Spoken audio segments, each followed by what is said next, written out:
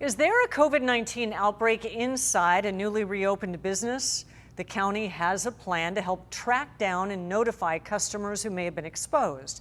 As ABC 10 News reporter Mimi Alcala explains, you'll have to jot down your name and number each time you visit a business inside. If we can slow the spread and effectively case investigate, then it helps us keep folks open. As more businesses reopen inside, people visiting will have to leave their name and phone number.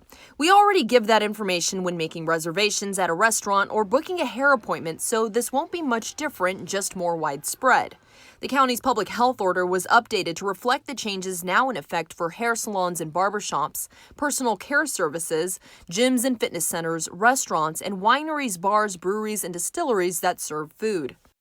I think most folks would want to know if they'd been exposed so that they can quarantine or potentially get tested. The sign-in sheets will be kept by the businesses for 3 weeks. In the case of a COVID-19 outbreak, County Supervisor Nathan Fletcher says this will make it easier to notify customers if they may have been exposed, something that could have possibly helped during the last wave of reopenings. Maybe a little bit of a lesson learned from earlier that I think that this can really aid in helping more quickly let folks know if they've been exposed. While some people may have privacy concerns and worry about leaving that personal information behind, the information will not be used unless there is a public risk and you need to be notified.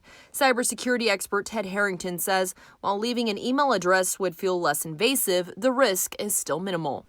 Well, there's no doubt that what this order is doing is giving more information to people who don't yet have a process to safely protect it.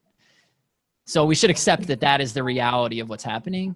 But is that a strong enough reason to not go to a restaurant or go get your hair cut or whatever? I don't see that as a reason not to go support your local businesses. Mimi Alcala, ABC 10 News. It's also strongly encouraged that only members of the same household sit together inside restaurants.